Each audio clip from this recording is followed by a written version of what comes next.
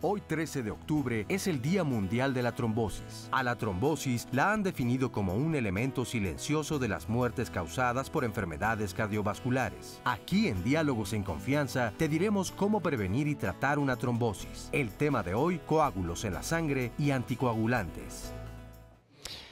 En muchas ocasiones, en el coloquio de familiar o entre los amigos, sabemos más o menos lo que significa el término trombosis.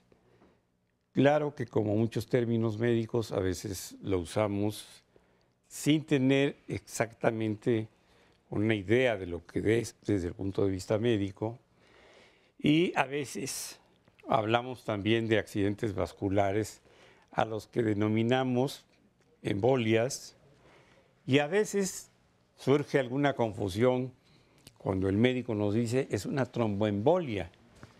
Y dice uno, bueno, trombo, trombosis, embolia, embolia. ¿Por qué los dos términos juntos? Y en otras ocasiones, incluso al leer los informes médicos de alguien, de algún familiar que tenemos con un accidente vascular cerebral, vemos precisamente las iniciales de accidente vascular cerebral ABC y no tenemos una idea clara de lo que nos están hablando.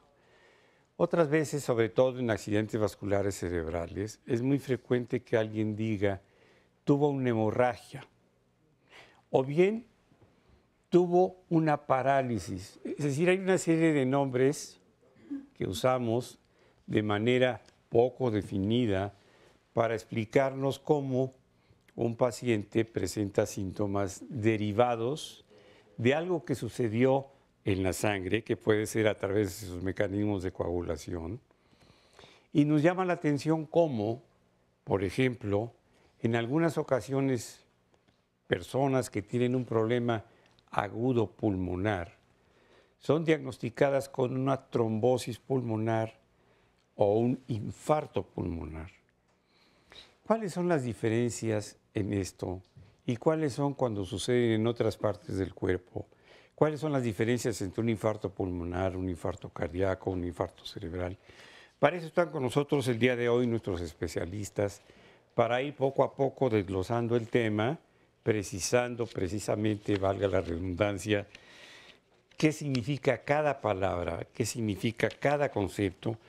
Y para esto está con nosotros el doctor José Lizalde González, es jefe del Departamento de Neumología del Instituto Nacional de Ciencias Médicas y Nutrición Salvador Subirán y profesor de la Facultad de Medicina de la UNAM. Está el doctor Roberto Águila Márquez, que es cirujano vascular y endovascular, y está el doctor Abraham Magluf, que es hematólogo. Y Nora, doctor, que nos va a acompañar como siempre por acá. ¿Cómo está? Y vamos a empezar por las definiciones, ¿verdad? ¿Y le parece si para eso vemos una cápsula primero, para empezar a conocer de qué se trata este tema? La coagulación es un fenómeno fisiológico del organismo que involucra el cese de una hemorragia. Y entonces la sangre pasa de un estado líquido a un estado sólido y la sangre forma un coágulo. Esto es en estado fisiológico. Por ejemplo, nos hacemos una heridita o una heridota y afortunadamente existe este fenómeno que sella y ya paramos de sangrar. Los coágulos sanguíneos son masas que se presentan cuando la sangre se endurece pasando de líquida a sólida. Un coágulo sanguíneo que se forma dentro de una de las venas o arterias se denomina trombo y también se puede formar en el corazón. Un trombo que se desprende y viaja desde un lugar en el cuerpo a otro se llama émbolo, el cual puede bloquear parcial o totalmente el flujo de sangre en un vaso sanguíneo. Al obstruir la arteria se impide que el oxígeno llegue a los tejidos en esa área, lo cual se denomina denomina isquemia. Si la isquemia no se trata oportunamente, puede provocar daños en los tejidos o la muerte. La obstrucción en una vena generalmente provoca acumulación de líquido e hinchazón y puede ser una señal para acudir al médico y recibir tratamiento. Los coágulos son serios, por lo que hay que evitar que se formen, y una opción es mediante la actividad y movilidad constante. Bueno, vamos a preguntarle a nuestros especialistas qué es una tromboembolia y enseguida, como un complemento, por ser muy frecuente relativamente, qué es una tromboembolia pulmonar. ¿Quién nos ayuda?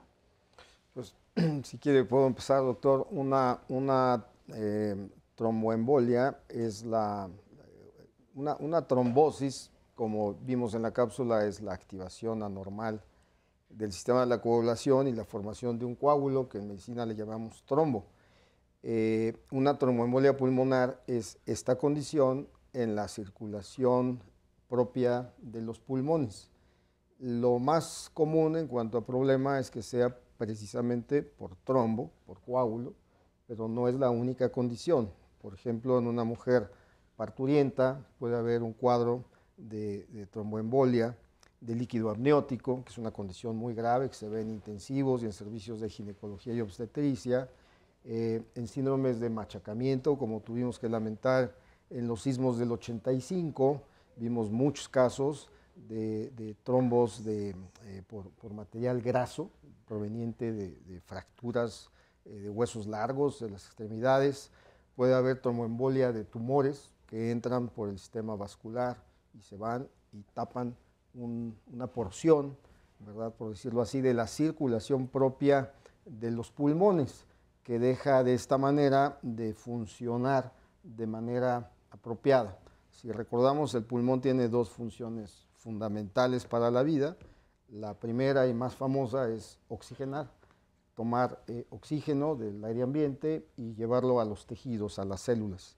Y el otro es ventilar, sacar ciertos productos como el dióxido de carbono que producimos todos los seres vivos de nuestro organismo hacia el exterior. Estas dos funciones, al haber pedazos de coágulos tapando cierta porción de la vasculatura, no se llevan a cabo y puede ser peligroso de manera inmediata, incluso mortal. Hay muertes súbitas descritas por esta condición.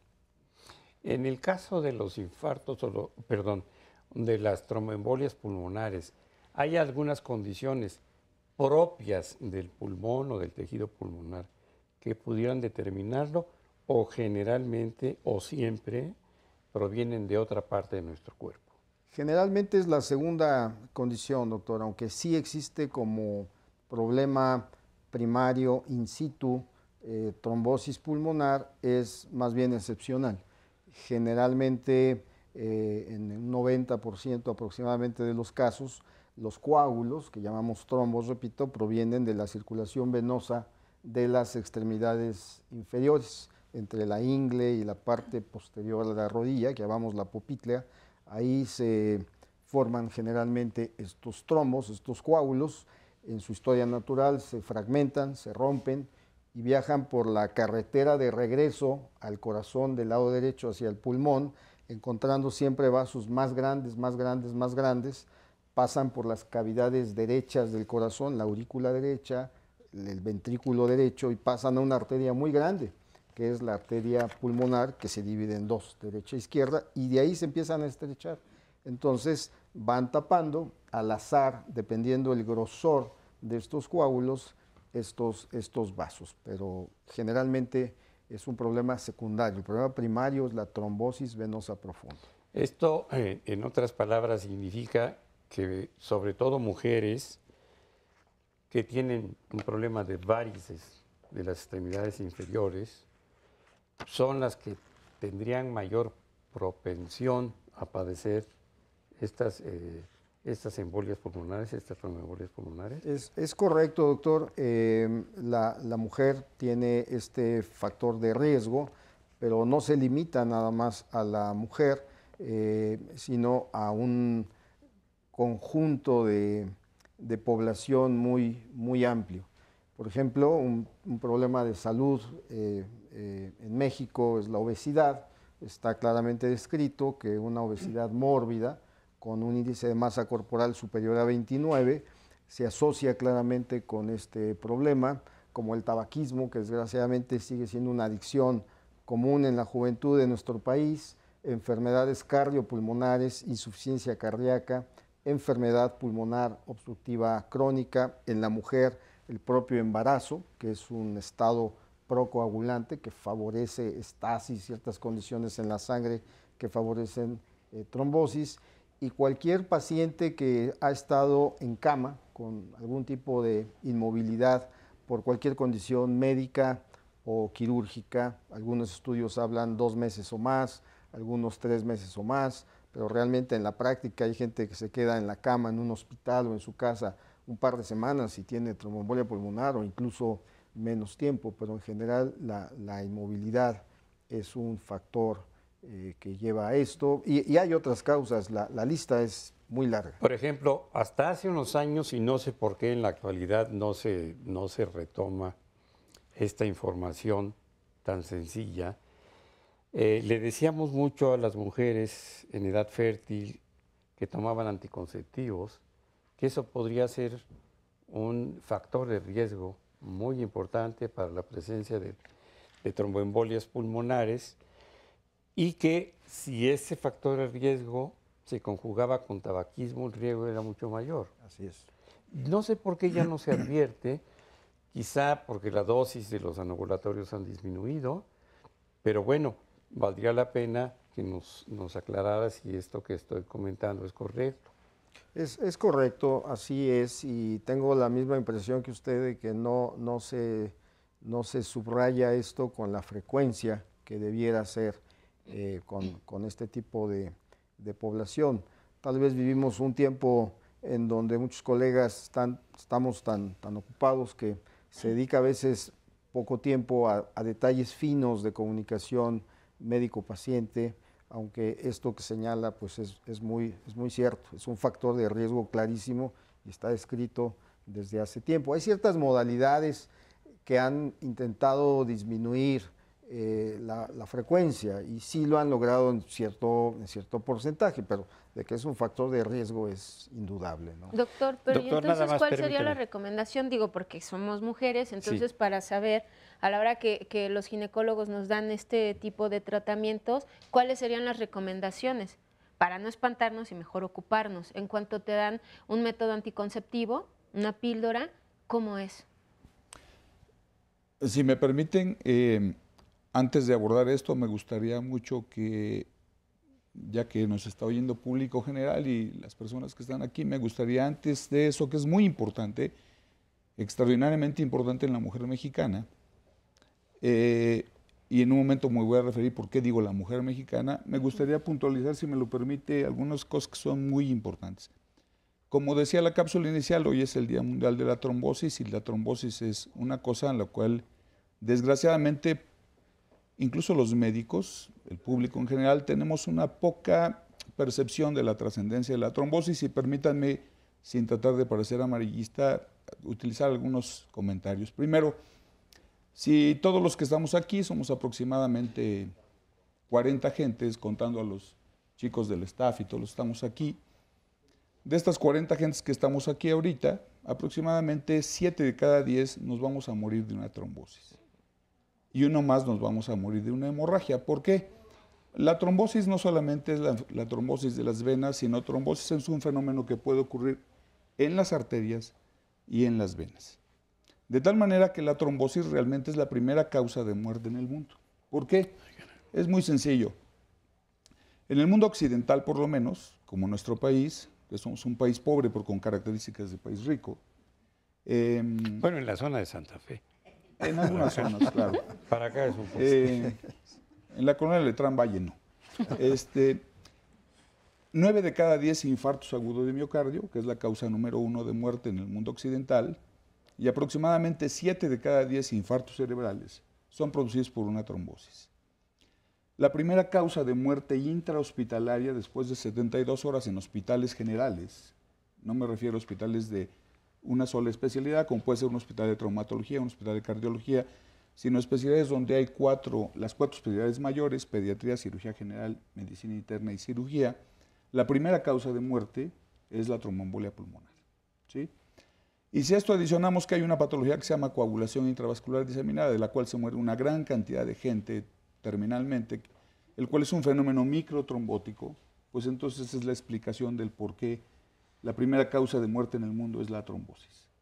El Día Mundial de la Trombosis está diseñado no solamente para hacer conciencia acerca de la trombosis venosa, que es muy importante, algo que llamamos enfermedad tromboembólica venosa en la actualidad, sino de la contraparte también arterial, que es lo que llamamos en general aterotrombosis, donde la aterosclerosis y la trombosis tienen un matrimonio perverso para la vida humana.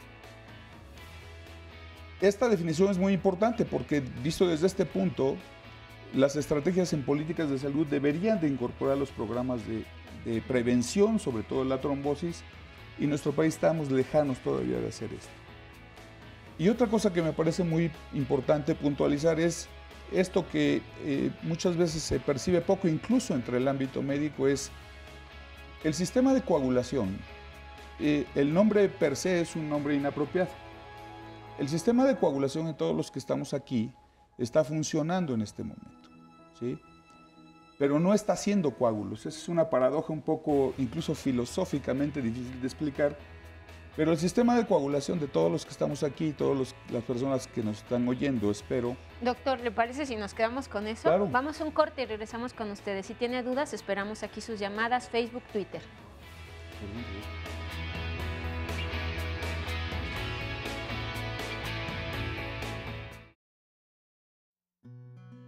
Tengo 48 años y me diagnosticaron de tromboembolia pulmonar. Tuve un pequeño accidente atrás de la rodilla, de la pierna izquierda. No le presté mucha importancia, pero se me empezó a inflamar sin razón alguna. Entonces fui al médico y pues realmente no relacionamos este accidente con este diagnóstico. Posteriormente tuve fuertes dolores en el pecho. Fui ya a un especialista, o sea, un angiólogo.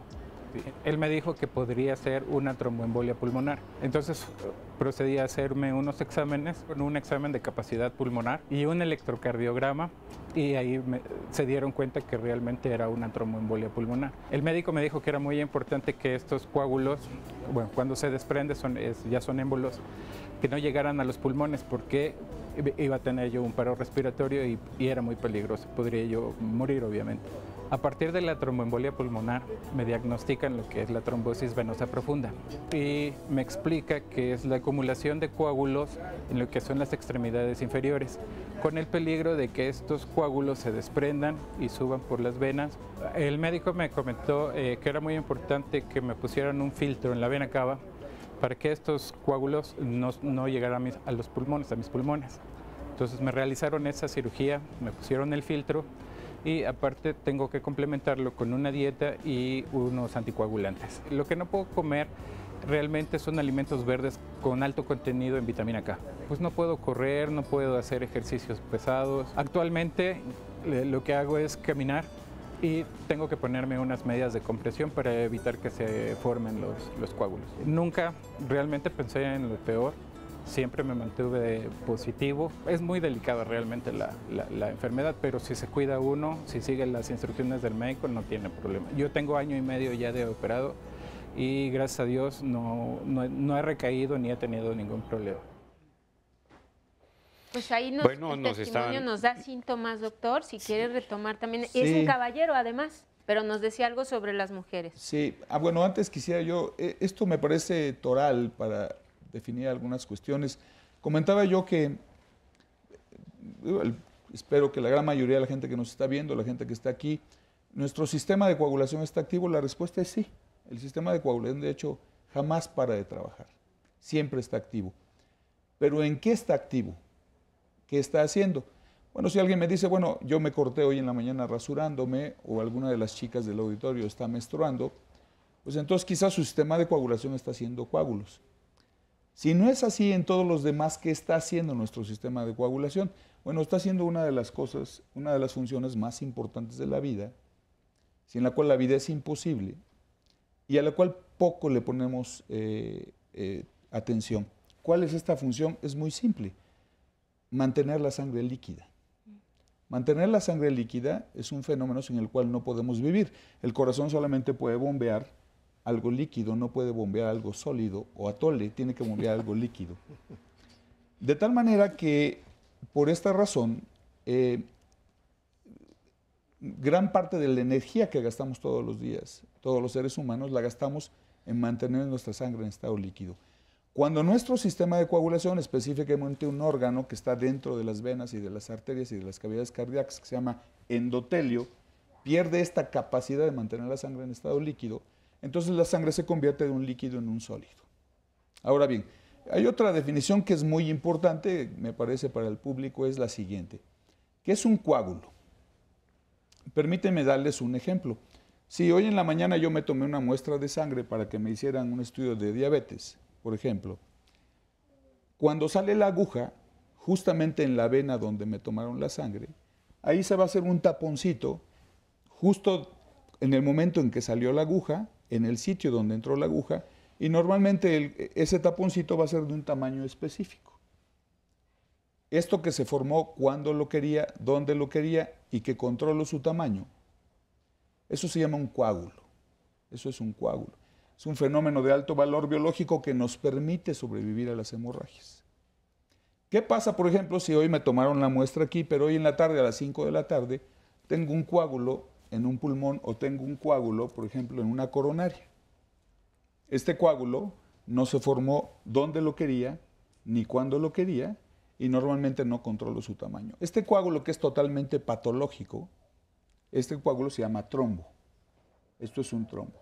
La manera en que se hacen los dos, un coágulo y un trombo, son exactamente igual. De manera que por eso, cuando estamos hablando con los muchachos residentes en formación, les digo, si aprendemos cómo se hace un coágulo, vamos a aprender cómo se hace un trombo y por lo tanto vamos a aprender a tratarlo bien. Realmente son lo mismo, las diferencias es semántica. Mientras que uno es de alto valor biológico, el otro es totalmente patológico, ¿sí? Pero la manera en que se hacen los dos son exactamente lo mismo, ¿sí? Entonces, este coágulo es benéfico, la palabra coágulo implica alto valor biológico, me permite sobrevivir a una hemorragia, me permite mantenerme vivo, y el trombo normalmente es patológico y siempre me va a dar problemas, siempre. Ya sea que esté dentro del corazón, en las arterias o en las venas, que es el propósito precisamente del Día Mundial de la Trombosis, hacer mucha referencia y mucha laraca acerca de esto. ¿Para qué?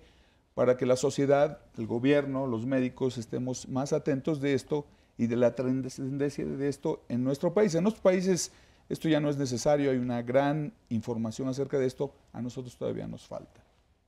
Bien. Ahora, doctor, ¿usted quiere participar, doctor? Sí. Y además, por favor, no nos tengan así, ¿eh? Desde el bloque anterior, esta cuestión de los anticonceptivos, que de verdad es muy importante. Sí. ¿Qué recomendación? Claro.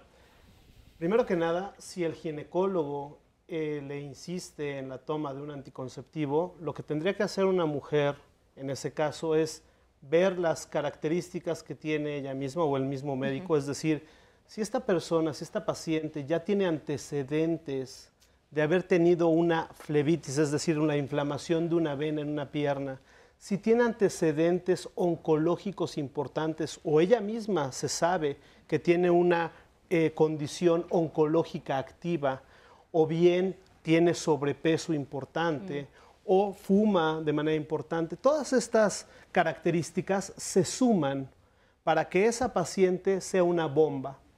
¿A qué me refiero? Si toma un anticonceptivo hormonal, tiene mucho mayor riesgo a desarrollar una enfermedad tromboembólica venosa en general que alguien que está exenta de todas estas características. Es muy importante, obviamente, que la persona conozca su situación, pero el médico en cuestión tenga a bien ver las características de cada una de las pacientes y en base a eso prescribir su anticoncepción, ya sea hormonal o de otro tipo. Y si me permiten, subrayando lo que han dicho mis colegas, el doctor Elizalde y el doctor Magluf, es importante que demos a conocer no solamente que es el Día de la Trombosis, como lo dijo bien el doctor Magluf, es prácticamente la primera o la segunda causa de muerte a nivel mundial, y necesitamos hacer conciencia porque la enfermedad tromboembólica venosa suena algo como extraño, como impresionante. Básicamente la enfermedad tromboembólica venosa son 3 apartados: la trombosis venosa profunda, el síndrome postrombótico y el embolismo pulmonar. Cada una de ellas con sus diferentes características. La trombosis venosa profunda, como bien lo saben, y como ya lo mencionaron, es la formación de un trombo en una de las venas principales de nuestro organismo, que puede ser la vena poplitea, la vena femoral prácticamente a nivel de la ingle.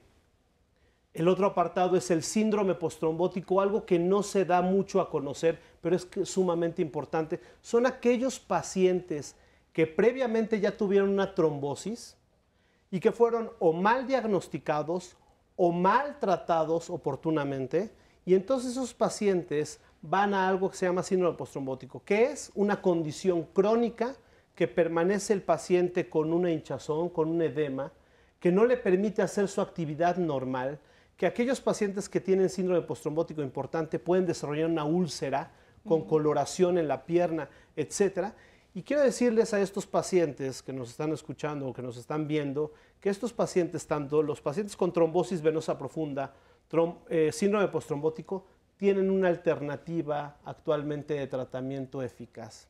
Desde hace mucho creo que compartimos, aquí hay varias generaciones en medicina, pero ahora es cuando tenemos que concientizar a la gente y sobre todo a los médicos de diferentes especialidades a la prevención, a la profilaxis. Y si no se puede hacer una prevención, una adecuada prevención, o ya se presentó una trombosis, entonces actuar en consecuencia de manera adecuada y utilizar los nuevos elementos que tenemos al alcance y no estar todavía pensando en que ese paciente, teniendo una trombosis sumamente grave, dejarlo solamente anticoagulado o en cama sin hacer nada por él, porque estos pacientes van a ir al síndrome postrombótico. Y la tercera condición, que es también puede llegar a ser mortal y que es muy temida, tanto para los médicos como para los pacientes, es el embolismo pulmonar. Pero básicamente esas son las 3 entidades que engloba la enfermedad tromboembólica venosa. Cada una de ellas, obviamente, con sus síntomas y sus signos. Ahora, yo estaba por preguntar hace un momento algo que a mí me inquieta, porque yo creo que también tiene que ser un factor de información muy claro. ¿Cuáles son los factores propios de la sangre en un individuo normal que pueden ser alterados por alguna condición patológica y producir o predisponer a un ser humano a presentar accidentes vasculares? Por ejemplo, los mecanismos de coagulación, porque en la actualidad yo puedo, definitivamente tengo una población en la consulta, en la clínica, básicamente de adultos jóvenes y adultos. Y mis pacientes adultos, yo creo que en un porcentaje muy elevado, están tomando por recomendaciones médicas un medicamento muy frecuente que es la aspirina Protec, como le pusieron el apellido por alguna razón.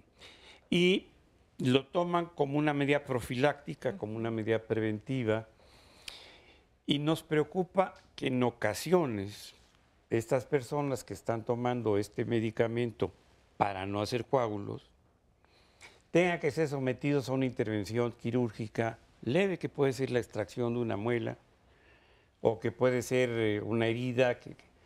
Y esto, el agregado, el medicamento que evita para bien la coagulación, en ese momento convertirse también en un factor de riesgo.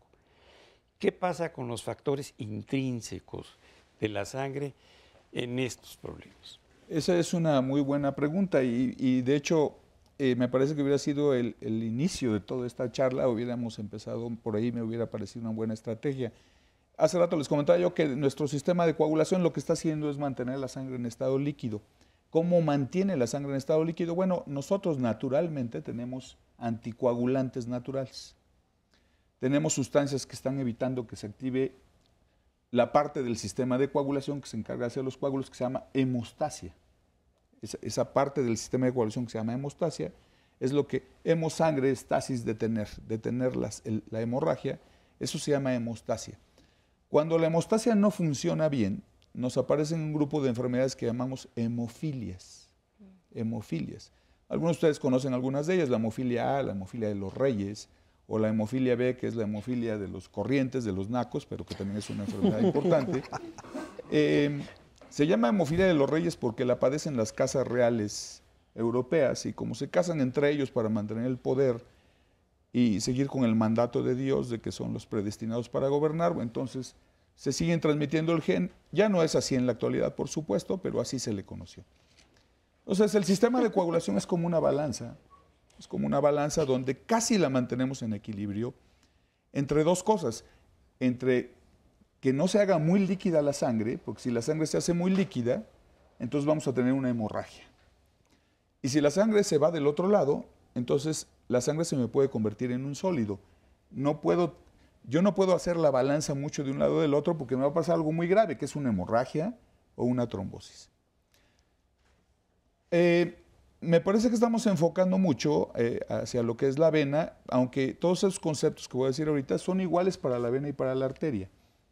En 1864, un astuto clínico alemán, Rudolf Virchow, describió que toda trombosis siempre era como un triángulo, donde aquí había una lesión del vaso sanguíneo, aquí había un problema con la sangre, y aquí había un componente de inmovilidad siempre.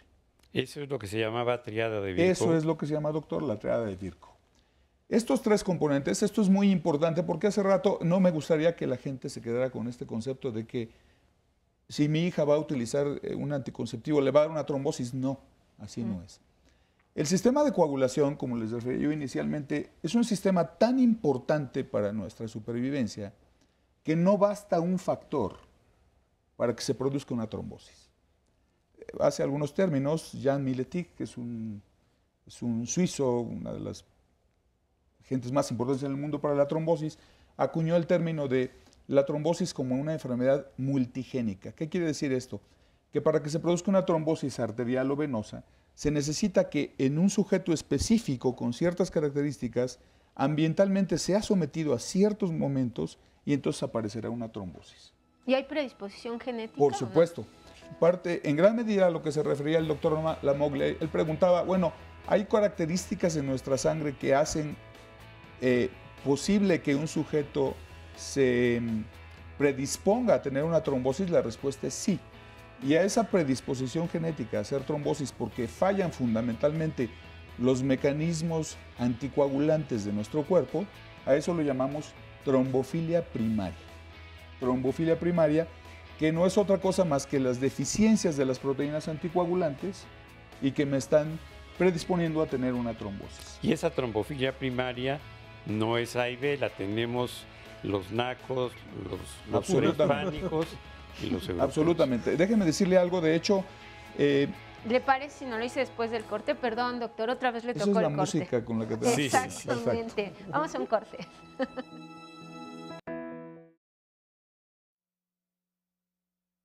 Las medias de compresión para avances están hechas y elaboradas de una manera técnica científicamente. ¿De qué manera?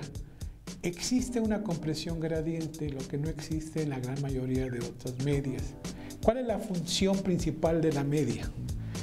La compresión mayor se ejerce a nivel del tobillo y va disminuyendo a medida que va ascendiendo. ¿Qué ventaja tiene? Que existe una compresión de regreso, retorno venoso, sin complicación alguna. Pero lo más importante también es que no hay un torniquete, que es lo que existe con mucha frecuencia y que eso provoca un mayor problema para las personas. Cuando se habla de una compresión, está localizada a nivel del tobillo y a partir de ahí disminuye hacia la cintura. Pero eso es lo que permite que el paciente tenga un soporte de compresión gradiente preciso y exacto. El médico es el que prescribe el tipo de soporte que cada paciente necesita. Se manejan tres tipos de compresión: baja, mediana y alta compresión. Dependiendo del problema vascular del paciente, la compresión va disminuyendo o aumentando y se ven los resultados inmediatamente. Como podemos ver en esa gráfica, se ven las venas que están dilatadas, normales, sin ninguna compresión. Cuando existe el soporte de compresión gradiente eficaz, se ve la reducción, el volumen de las venas disminuye y permite la circulación de retorno. Este tipo de medias hay tobis, panties, medias al muslo, con punta abierta, de colores, para hombres y mujeres, al muslo, personas que están embarazadas. O sea, hay una infinidad de soportes de media compresión para todo tipo de personas, según sus gustos y según su economía también. Y bueno, ya vimos esta cápsula y pues voy a ventanear al doctor. Usted trae de esos calcetines, ¿verdad, doctor? Sí, yo los uso siempre. Es muy recomendable, por supuesto. Y ustedes más que están parados muchísimo tiempo, ¿no? Cuando hacen en la consulta o en la cirugía los utilizamos. Bueno, y nos quedamos con usted, doctor, nos estaba hablando de la predisposición de todos estos factores y si ahí nos puede hablar de la edad de una vez, ¿a partir de qué edad?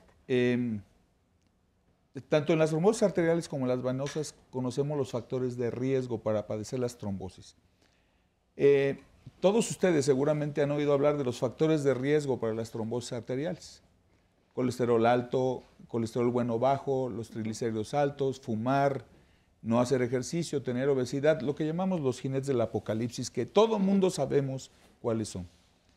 Pero desgraciadamente, incluso en la población médica, no sabemos cuáles son los factores de riesgo para la enfermedad tromboembólica venosa. Y hay dos factores que sin duda podemos considerar los más importantes, que son, uno, la edad, y dos, la inmovilización por cualquier razón. La inmovilización, por ejemplo, por tener un yeso, por estar acostado más de 72 horas en una cama en un hospital, por haber sido sometido a una cirugía de cualquier tipo, son los dos factores más importantes. Y déjeme cerrar esto que es muy importante de los anticonceptivos. Nosotros en la unidad de investigación hace 5 años el CONACYT nos dio un muy buen dinero para hacer alguna investigación para ver el efecto protrombótico de los anticonceptivos en México. Y déjenme decirles algo que es muy importante para el público. Los anticonceptivos en nuestro país, y esto parece algo francamente propio de nuestra raza, los anticonceptivos, ya sean los dos que se están usando más ahorita, que es el implante subdérmico, o bien el parche anticonceptivo, producen trombosis en los 4 primeros meses de uso. Después de estos 4 meses de uso... ¿Pueden producirlo o lo producen? Pueden producir trombosis con una frecuencia relativamente alta, pero no mayor de lo que veíamos con los métodos anticonceptivos hormonales originales. Y esto es una desgracia porque se ha avanzado en la anticoncepción, pero en términos del efecto protrombótico no hemos avanzado nada. Las mujeres siguen sufriendo el mismo nivel de trombosis que lo que sufría, por ejemplo, en 1962, que fue cuando salió la primera píldora anticonceptiva.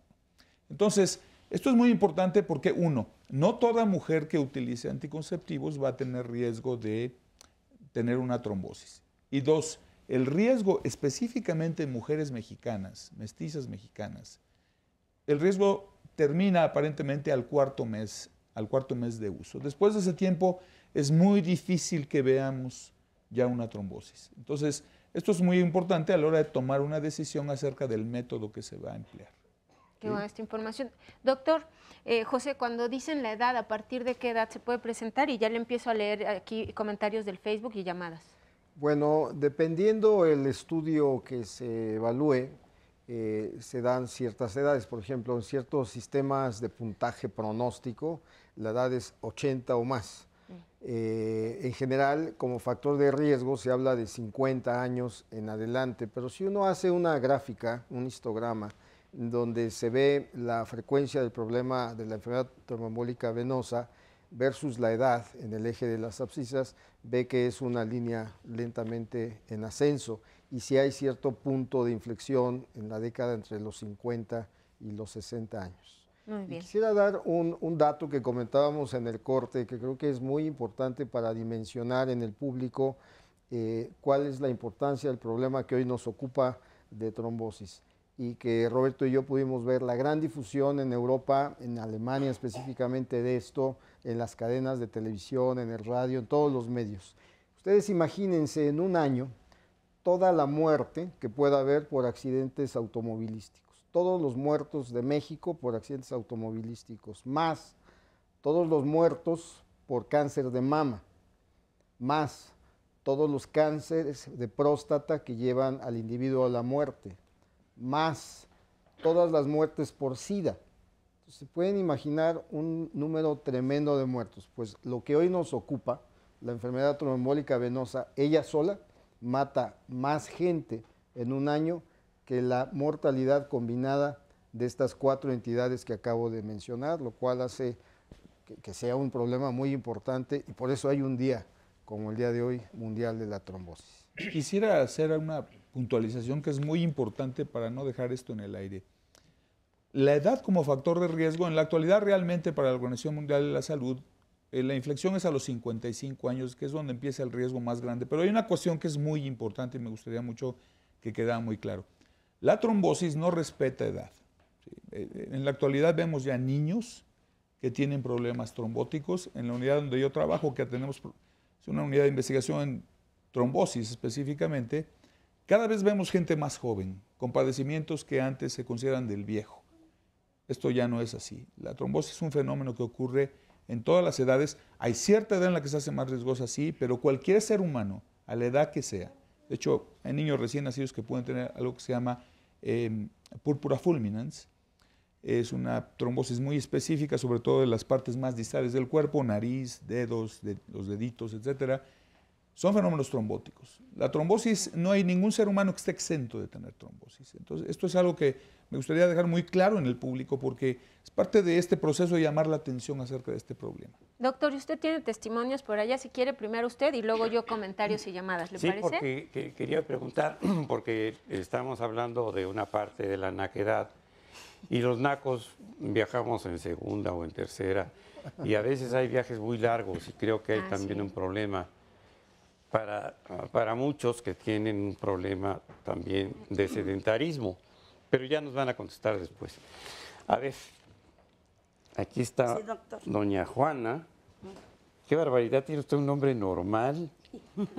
Ahora sí se llaman como se llamaban en los supermachos antes. Ah, mire. Yadira Zoila y Cleopatra. No, Juana es un nombre normal. De milagro no le pusieron Giovanna. O Ivana, que sí significa exactamente lo mismo. Me pusieron Jenny, doctor. ¿Quién le puso Jenny? ¿Su papá era gringo? Sí. ¿Sí era gringo? Sí, él no era naco. Okay. Bueno, sí, pero a ver, doña Juana, ¿qué le pasa? ¿O quiere que le diga yo Jenny? Como usted guste, doctor. Bueno, yo le digo es Juana, agradable de la forma que usted yo nací me del diga. Totonacapan. Ahí somos los totonacos de nacimiento. A ver. Sí, doctor. A ver, ¿qué le pasa a usted? ¿Por qué está aquí? Yo la veo muy bien. Sí, doctor, aparentemente, gracias a Dios, y qué bueno que usted también me vea bien, porque eso me anima a mí, ¿verdad? Pero yo tengo varices. ¿Y cuándo le aparecieron? Varices, pues, ¿A raíz de algún embarazo? No, yo trabajé de costurera y posiblemente eso me fue afectando. Aparte... Pero las costureras movían antes las piernas muy bien y el ejercicio favorece la circulación venosa. Bueno, usted sabe más que yo, ¿verdad? Yo bueno, dije que no es que sepa más que usted, usted es la única que sabe acerca de su cuerpo. Exacto. Lo que yo le digo nada más es un comentario. Sí, doctor, sí, muchas gracias. Aparte, mi papá fue de varices. ¿Su papá? Mi papá fue de varices. ¿A qué se dedicaba? Él fue campesino. Bien. ¿Y cuándo empezaron las varices entonces? Como a los 50.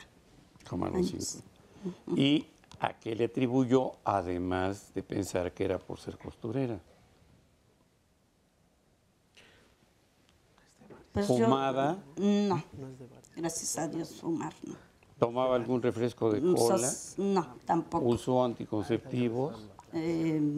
Solamente soy operada de salpingo. Bien. ¿Cuántos hijos tuvo? 4.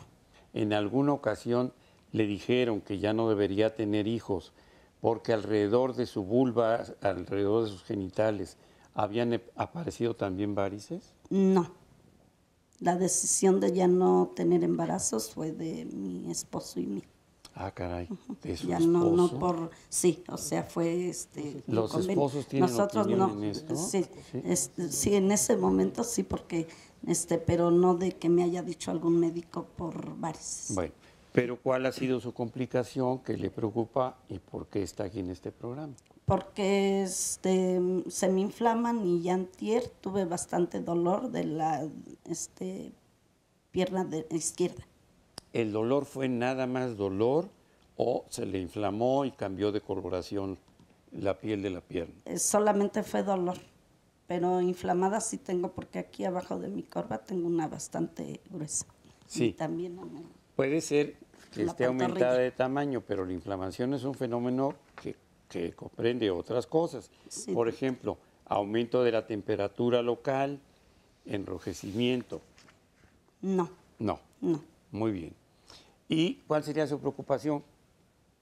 ¿No quiero tener una embolia pulmonar, una tromboembolia pulmonar, o cuál sería su preocupación? Pues sí, eso, doctor. No ¿Y con tener qué le han esto. tratado como paliativo y qué le han dicho acerca del tratamiento para sus varices? Solamente me están dando el ácido acetil. El ácido acetilsalicílico. Para Media un problema pastillita de venas. Solamente eso para Oye, la ¿usted fue de circulación. veras a un médico o fue a ver A la clínica del Seguro 96. ¿Pero ve usted a un Ahí es donde camillero, a me dan uno de ese. intendencia o a quién? Vea, Sí, yo es lo porque- que quisiera saber. Sí, la Realmente, aspirina porque, para problemas de venas no funciona. Pues sí. Y Para problemas de arterias, sí. yo por mi cuenta fui a una clínica de varices y me estuvieron inyectando. ¿Qué le inyectaron? No sé qué sustancia me pondrían, pero Bueno, me pues ponían vamos a ver hasta qué nos dicen 8 los o 10 médicos. inyecciones. Vamos a en ver cada qué nos pierna. dicen nuestros especialistas. Pero ¿Cómo yo no, le quiero doctor? decir una cosa de las costureras que sí es cierta.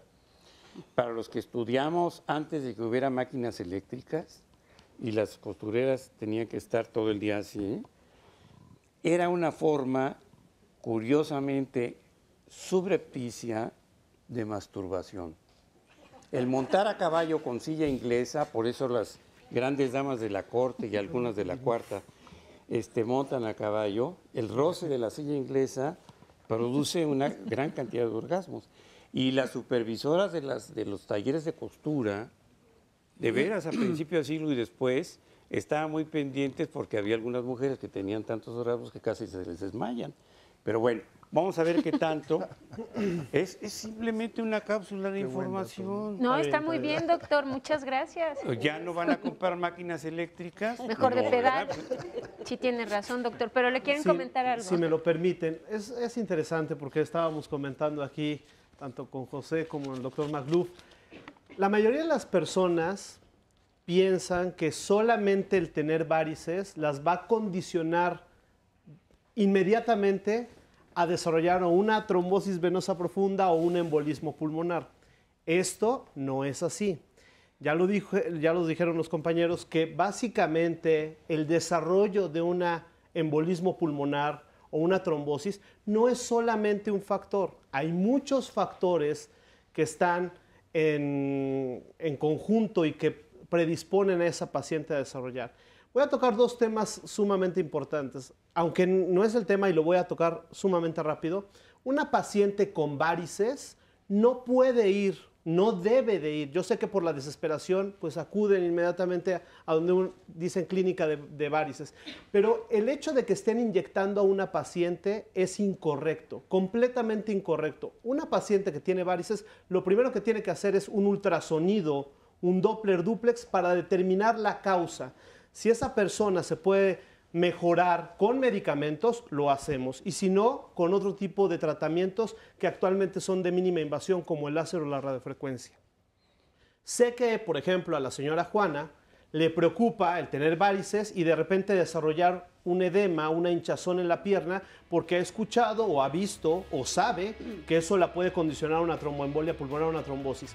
Pero para saber el diagnóstico no solamente necesito ver o saber si la pierna está hinchada. A esa persona la tengo que explorar correctamente, le tengo que hacer, si tengo la sospecha clínica de que tiene una trombosis venosa profunda, un dímero D, un ultrasonido y llegar al diagnóstico. Y entonces sí, teniendo el diagnóstico adecuado, tratarla adecuadamente. Y el último comentario rápidamente es con respecto a lo de la aspirina. Le están dando ácido acetilsalicílico, que básicamente es aspirina. Eso es un error también completamente. Yo sé que ella lo recibe y ella cree en quien se lo dio, pero eso lo tenemos que cortar de tajo y de raíz. Lo habíamos comentado en el corte. ¿Qué cree, doctor? Regresando del corte nos gusto. platica esto. Hay muchísimas preguntas acerca de esto. Con todo gusto. Regresando del corte, si tiene dudas, comuníquese. Claro.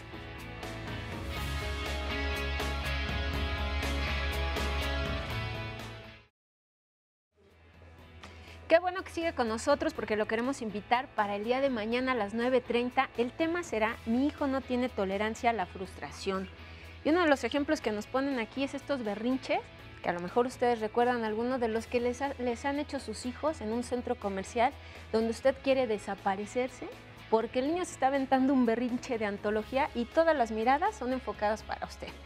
Esto tiene que ver con la frustración, con esta tolerancia que debemos manejar para que estos pequeños se adapten a las circunstancias, y no las circunstancias a estos pequeños. Desafortunadamente los padres a veces no tenemos herramientas y la verdad es que caemos en el juego de estos pequeños. ¿Cómo hacer para que los niños tengan esta tolerancia? El día de mañana a las 9:30 nuestra conductora Cristina Jauregui con los especialistas le dirán qué hacer, así que no se lo pierda. Ahora vamos a ver un resumen de lo que nos han dicho los invitados el día de hoy y después una cápsula.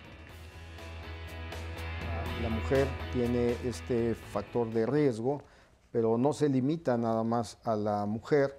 Una obesidad mórbida con un índice de masa corporal superior a 29 se asocia claramente con este problema. El tabaquismo, que desgraciadamente sigue siendo una adicción, insuficiencia cardíaca, enfermedad pulmonar obstructiva crónica, y cualquier paciente que ha estado en cama con algún tipo de inmovilidad por cualquier condición médica o quirúrgica. Sino trombosis es un fenómeno que puede ocurrir en las arterias y en las venas. La primera causa de muerte en el mundo es la trombosis. Es un coágulo. Es un fenómeno de alto valor biológico que nos permite sobrevivir a las hemorragias. La palabra coágulo implica alto valor biológico, me permite sobrevivir a una hemorragia, me permite mantenerme vivo.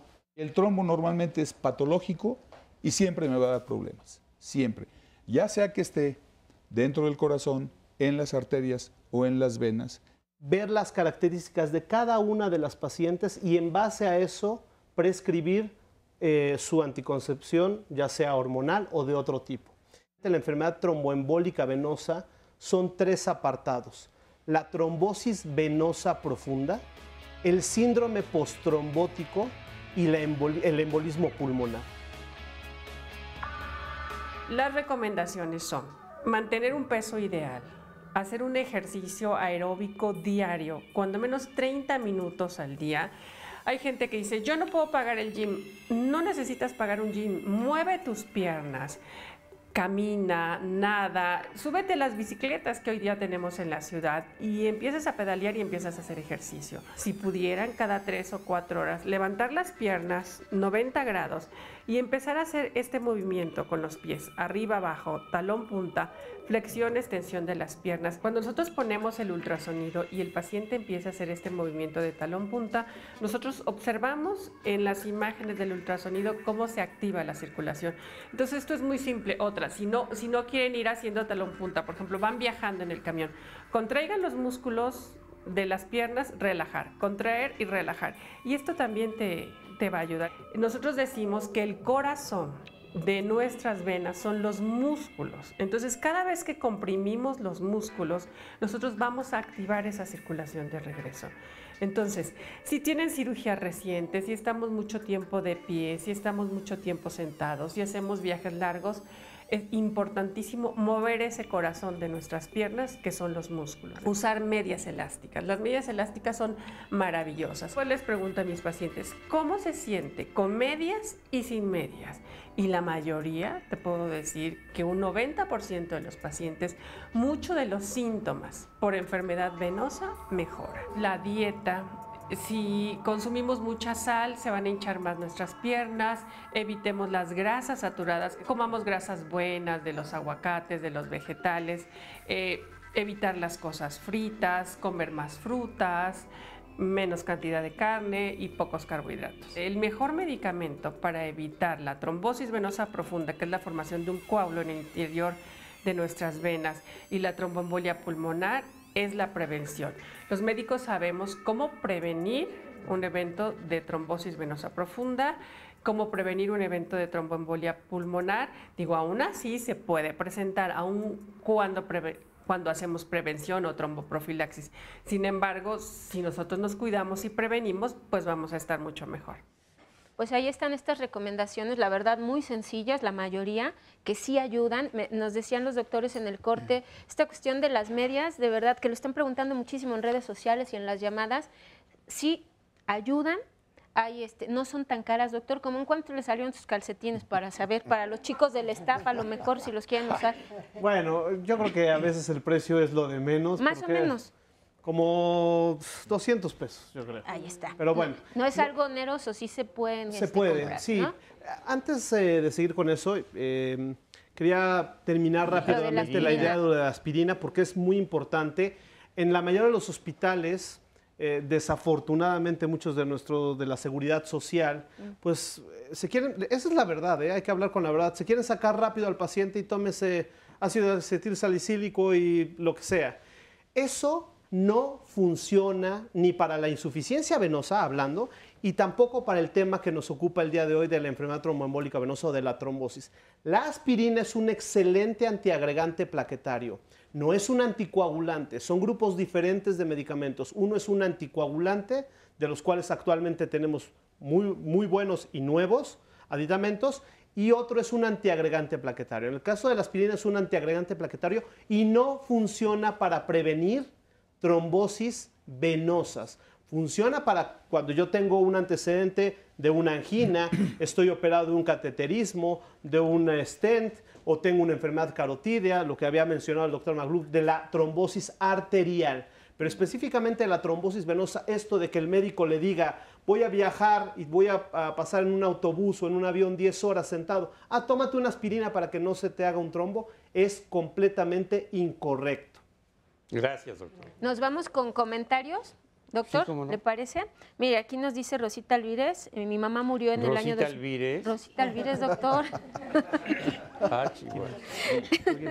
¿No estaba muerta? No, está viva Rosita Alvírez y nos escribe. De Juan Camanello, de Juan Charrasqueado. No, de Juan Charrasqueado. Pero bueno, doctor, está viva y nos está escribiendo, le mandamos un saludo. Dice que su mamá murió en el año 2011 y una de las causas de su fallecimiento fue una trombosis venosa, tenía 34 años. Alejandra Vázquez dice que ella... ¿Tenía 34 años la mamá? La mamá. Pues entonces, ¿ya cuánto tenía? Pues no lo sé, doctor, bueno, pero debe ser pequeña. De este comentario, seguramente, como sucede en la mayoría de los pacientes, la mayoría de los embolismos pulmonares surgen de los miembros inferiores, como ya lo dijo el doctor José Lizalde, pero recién de la llamada... Seguramente este paciente tuvo trombosis venosa profunda que se complicó con un embolismo pulmonar porque la trombosis venosa profunda per se, solamente teniendo trombosis venosa profunda, no hay manera de que un paciente bien atendido o medianamente atendido fallezca por esa causa. Siempre es una complicación de esto. Bueno, dice Alejandra Vázquez que ella viene de una familia que utilizan marcapasos, trombosis, han tenido embolias e infartos cerebrales. Toda su familia estuvo anticoagulada y lamentablemente varias de ellas murieron, eran mujeres. Dice que ella tiene un marcapasos y a diferencia de toda su familia no está anticoagulada, tiene 41 años y sí cuida su alimentación, vigila el consumo de grasas para no alterar la calidad de su sangre, lo saluda a los especialistas. Dice Lilia Navarrete, hace 7 años cuando tuve a mi bebé por cesárea me dio una tromboembolia pulmonar, se manifestó entumiéndose mi brazo izquierdo y la falta de poder respirar. Dicen los doctores que era un paro respiratorio por la obstrucción de los coágulos en los pulmones. Estuve 3 días en terapia intensiva y otros 9 días en piso. ¿Es común que esto se presente durante el embarazo? Sí, es bastante común y de hecho todo lo que hemos estado hablando esta mañana realmente hay poca estadística porque es un problema que no se ha atendido con la celeridad y la puntualidad necesarias. Pero la enfermedad tromboembólica venosa es desgraciadamente mucho más frecuente de la que aceptamos que es. Y en la mujer embarazada es extraordinariamente frecuente. El embarazo es un estado propio de la mujer en el cual tiene que prepararse para un fenómeno que va a ser muy riesgoso para su vida, que es el momento en que sale la placenta, lo que llamamos en medicina el alumbramiento. Y entonces todo el tiempo se viene preparando a la mujer para que coagule perfectamente bien en ese momento. El problema es que si hay algún otro factor que me desequilibre esto, entonces se pueden aparecer con mucha frecuencia las trombosis venosas profundas y que pueden producir una tromboembolia pulmonar y matar a una madre, lo cual es una doble desgracia. Doctor José. En los hospitales es muy común tener este tipo de casos, no importa el sesgo que tenga una clínica o un hospital. Un hospital general, la tercera causa de muerte es enfermedad tromboembólica venosa. Hay un estudio interesante que se presentó hace unos años que recoge la experiencia de 6 países comunitarios en Europa, 2004, en donde tuvieron que lamentar 500,000 muertes en ese año entre estos 6 países. 500,000 de europeos fallecieron de enfermedad tromboembólica venosa. Más o menos la mitad de los diagnósticos se hacen al llegar de la calle el paciente, el 50% aproximadamente, y los otros se hacen adentro. Algunos ya estaban y no se sospecharon por el médico, lo cual es un problema todavía actualmente y hay que reforzarlo en las facultades, escuelas de medicina y con los residentes en los hospitales. Y otros se hicieron en largas hospitalizaciones. Hay enfermos que llegan y casi se mudan a los hospitales y llevan meses ahí internados por problemas muy complejos y otro tipo de situaciones. Pero realmente es algo común en los hospitales, en las mujeres embarazadas, como se acaba de mencionar, es particularmente importante. El otro comentario en donde hay, parece ser, entendí bien, muchos elementos de una misma familia que han tenido trombosis, bueno, ahí habría que investigar qué está sucediendo. Pudiera ser que algún factor de trombofilia, como el ya mencionado hace algunos momentos, esté presente en esa familia. El marcapaso es otra cosa. El marcapaso es una pila que se inserta por vía subcutánea para problemas de conducción, problemas eléctricos intrínsecos del corazón y no necesariamente se relaciona con trombosis, aunque cables y catéteres, sobre todo ahora que hay tanto cáncer en la sociedad, nada más para tener una idea, en la última década el cáncer broncogénico en la mujer se incrementó 500% más cáncer de pulmón en la mujer, o sea, hay mucho cáncer, hay mucha gente que recibe quimioterapia y ahora es muy común tener en nuestro país y en cualquier nación más o menos medianamente desarrollada un gran porcentaje de gente que vive con un catéter abajo de la piel, se llaman catéteres tunelizados, hay muchos tipos y marcas y se puede quedar ahí no meses, sino años. Esto se ha asociado ya claramente con presencia de trombosis también y lo mismo, tromboembolia pulmonar, más o menos un 8% de las grandes series recientes viene de esta fuente de catéteres para quimioterapia, para alimentación parenteral o para la administración crónica de antibióticos, casos de osteomielitis, casos muy complicados, ese es otro factor nuevo. ¿Y tenemos más casos aquí, doctor? A ver, usted nos estaba platicando de está aquí porque... Muy buenos días, mi nombre es Fermín Armando Carranza, servidor. Yo tuve un problema de infarto hace 2 años aproximadamente, doctor. ¿Infarto a dónde? Porque puede haber infartos en muchas partes. Infarto en el arterial, ¿sí? Sí, pero ¿en qué parte de su cuerpo? ¿En el cerebro? Aquí tenía mucho dolor, mucho Entonces dolor. fue un infarto cardíaco. Un infarto cardíaco, exactamente, Eso. Sí. O un infarto Yo miocardio. era ignorante en ese tiempo de que esto me iba a ocasionar, ¿no? Entonces recurrí al médico porque yo tengo ISSSTE y aparte tengo seguro también por parte de mis hijos. Puede? Sí se puede, ¿eh? Sí, tener los dos. O sea que yo estoy pensionado por ambos lados, ¿sí? ¡Órale! Sí, pero es poca Páseme la diferencia, ¿no? Porque yo trabajé muy poquito. En ese tiempo la ley del ISSSTE... Yo ni seguro popular tengo. Fíjese, sí, pero pues tiene otros medios más. Aquí es mejor, ¿no? Bueno, este problema que tuve yo de infarto, fui al ISSSTE y en el ISSSTE de plano fui a urgencias porque los dolores eran muy sofocantes y y el médico de la urgencia de plano me dijo que era un dolor muscular. Me dio unos diclofenacos y que fuera con mi médico familiar. De milagro porque... no dieron paracetamol, que dicen que ahora hasta para el ébola lo dan ahí. Bueno, esto fue un sábado, entonces tenía que ir el lunes con el médico familiar. Entonces yo regresé a la casa y no aguantaba los dolores. No, pues ya hubiera regresado, pero fuimos al seguro. Hombros. Fui al seguro, me llevó mi esposa, que afortunadamente ella estaba conmigo.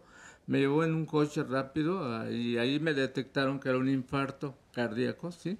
Y luego pues me sacaron el electro y todo y le hicieron firmar un papel donde se hacía responsable de que en caso de que yo tuviera un problema, que tuviera un coágulo en el cerebro, que hasta ahí iba a quedar, ¿verdad? Entonces, ¿que usted va a quedar quién, ella o usted? ¿Pero ¿sí? por qué responsable?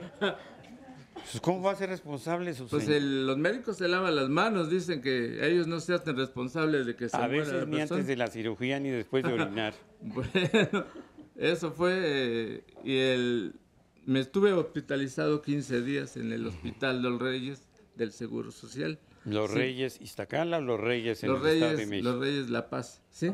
Ahí cerca de La Loba, en Chimalhuacán y todo eso.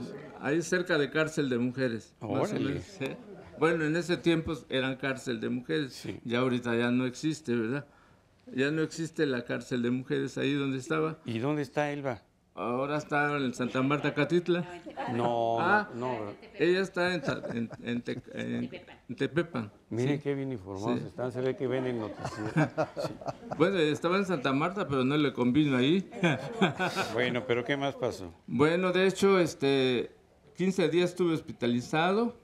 Me mandó el médico del hospital que me fuera a ver el cardiólogo. Fui a ver el cardiólogo y él me mandó a hacer unos estudios, una prueba de esfuerzo y un ecocardiograma y se los traje. Y los vio, dice, usted está bien. Me recetó unos medicamentos, Clopidogrel, el ácido acético, metoprolol para la presión, pravastantina para el colesterol. Y me dijo, siga con sus medicamentos porque usted ya con sus medicamentos se va a controlar, ¿sí? Pero yo seguía con mi problema todavía, con dolencia, le dije, doctor, ¿Y no le hicieron su cateterismo? Permítame, esto fue con el médico del seguro, pero entonces yo tuve que ir a ver con un médico particular, dice mi hijo, no, ¿sabes qué? Pues hay que ir a ver a otro médico porque pues si... ¿Qué entonces, crees? Ahora le tocó bueno, ahorita vemos del peregrinar. Mejor, vamos a ir a un regresamos. corte, sí.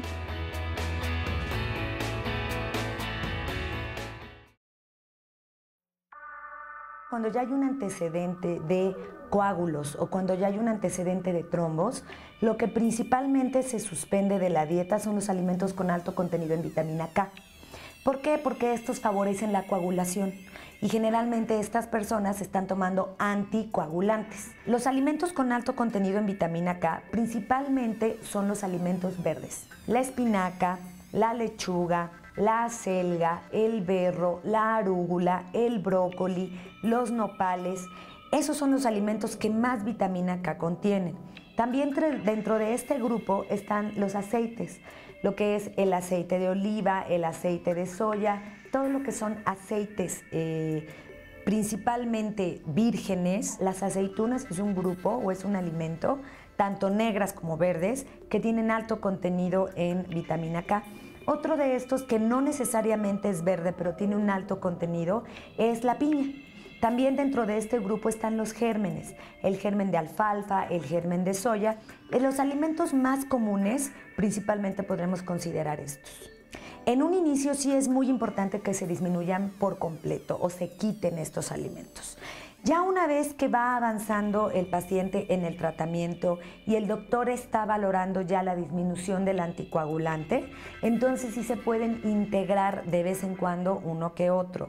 Pero el punto también para hacer lo posible para que haya una disminución de esta vitamina K en la dieta es que se cuezan los alimentos. Los alimentos con contenido medio en vitamina K sí los pueden llegar a consumir con un poquito más de regularidad. No hay que restringirlos tanto como los alimentos con alto contenido. Dentro de estos, por ejemplo, está el frijol siempre y cuando esté muy bien cocido.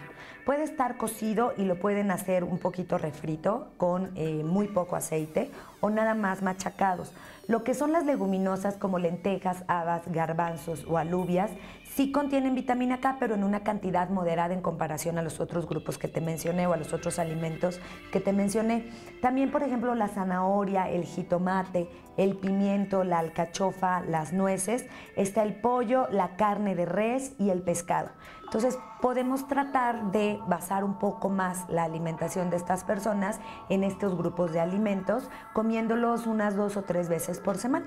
El trabajo del médico con el nutriólogo es un trabajo en equipo que es muy importante para favorecer la mejora en la dieta y la disminución de estos problemas de los trombos. Hijo, 3 veces por semana y los otros 4 días como no que... No comen, sí, ¿verdad? Bueno. Quisiera hacer una puntualización que me parece que es muy importante, con todo respeto para la nutrióloga que acaba de hablar, pero me gustaría que olvidaran todo lo que dijo, porque es muy delicado lo que está diciendo, ¿sí? Primera cosa, efectivamente hay un grupo de anticoagulantes que hemos usado por muchos años y que precisamente se llaman antagonistas de la vitamina K. Para todos ustedes, fíjese que cuando este sujeto que se apellidaba Ehrlich, Ehrlich era un bioquímico que a finales del siglo XIX ya existía la vitamina A, B, C, D, E, y él describió entonces la vitamina K. De coagulación. Y la vitamina K la describió porque en alemán, él era alemán, coagulación se escribe con K. Entonces, por eso es la vitamina K. La vitamina K es la vitamina de la coagulación. Entonces, estos medicamentos que llamamos antagonistas de la vitamina K, que se llaman acenocumarina y warfarina, algunos de ustedes lo han de haber escuchado en algún momento, y seguramente en el auditorio hay mucha gente que los toma. Precisamente lo que hacen es que matan, por decirlo coloquialmente, a la vitamina K dentro de nuestro cuerpo para, si es la vitamina de la coagulación, si yo mato a los factores que dependen de la vitamina K, pues entonces el paciente se va a anticoagular. Y también es muy importante que estos pacientes que están tomando estos medicamentos lleven una dieta que no tenga mucha vitamina K, porque si no, no funciona bien el medicamento. Ahora, prácticamente todos los alimentos vegetales tienen vitamina K. Lo que tenemos que hacer entonces es solamente quitar los alimentos que son muy ricos en vitamina K. Y para fines prácticos, ¿cuáles son estos alimentos ricos en vitamina K? Son 4 cosas solamente. El aguacate, ¿sí? Adiós al guacamole. Las hojas verdes, no los vegetales verdes, porque los chícharos, los chayotes, los nopales son verdes, pero no son hojas. Las espinacas, las acelgas. Las espinacas, las acelgas, todas las variedades de lechugas, coles, etcétera, son hojas verdes. Tercero, es la sangre, ¿sí? Morcilla, moronga, rellena, como ustedes le llamen. Y el cuarto, por supuesto, es donde se producen los factores, es el hígado. El hígado de todos los animales no se debe de comer, ¿sí? Entonces, estas 4 cosas son la dieta solamente. Entonces, el paciente, si toma estos 2 medicamentos, no debe consumir estas cuatro variedades, ¿sí? Nada más, porque si ustedes se atienen a lo que se acaba de mencionar, bueno, efectivamente no se van a morir de una trombosis, se van a morir de desnutrición. Sí. Pero eso sucede, y totalmente de acuerdo con el doctor, sucede, y él lo mencionó, cuando el paciente está tomando o acenocumarina o warfarina, que son medicamentos que llevan alrededor de 60 años en el mercado, 50 años. Pero actualmente, 2014, en México ya tenemos aprobados varios nuevos anticoagulantes que no son tan nuevos, llevan alrededor de 5 años, 6 años, con una eficacia absoluta o una muy buena eficacia, con un perfil de seguridad muy amplio y que además tienen la gran ventaja de que estos pacientes que están tomando ya sea dabigatran, rivaroxaban o apixaban, que son los nuevos anticoagulantes, pueden comer cualquier tipo de alimento, incluyendo los que el doctor acaba de mencionar. Eso es sumamente importante para que el auditorio no se quede con la idea de que si estoy tomando un nuevo anticoagulante, de los que acabo de mencionar, también me tengo que atener a esas limitaciones. No es así. Tienen otras ventajas que no deben de ser monitorizados, no necesito monitorizarlos. Los pacientes que toman aceno, cumarina y warfarina necesitan frecuentemente ir a un laboratorio para medir algo que se llama INR rápidamente, y los nuevos anticoagulantes dan ese tipo de ventajas a los pacientes. ¿Y ahí es el costo-beneficio? Son caros estos medicamentos, ¿no? Pero es el costo-beneficio. Esto es muy importante, eso es un concepto muy interesante. ¿Qué tan caros son? Bueno, si yo comparo el precio de la caja del nuevo anticoagulante con la caja del aceno, cumarina o warfarina, la diferencia es abismal. Pero si yo empiezo, como nosotros acabamos de terminar una tesis de maestría recientemente, si yo empiezo a contar todos los gastos accesorios al uso de los antiguos medicamentos, sale mucho más caro. Sale mucho caro. Le pongo un ejemplo. El paciente tiene que ir al hospital, pagar un taxi, generalmente va acompañado, tiene que hacérsele una prueba, lo que se refería hace un momento, que tenemos que hacer una prueba que se llama INR para medir que no esté ni muy pasado el anticoagulante ni muy abajo. Tiene que llevar la dieta, que créanme que es una monserga, después de unos años de hacer esta dieta, es una monserga. ¿Y esto es de por vida? Well, esa es una muy buena pregunta también. Hay indicaciones para el anticoagulante en algunos tipos de padecimientos que son de por vida, puede ser por 3, 6, 12, 24 meses o puede ser de por vida, ¿sí? Hay algunas patologías que requieren de por vida. Imagínense una persona que va a tomar toda la vida estos anticoagulantes y que tiene que hacer toda la vida dieta, que tiene que hacer los gastos a los que me refiero, etcétera, etcétera, etcétera.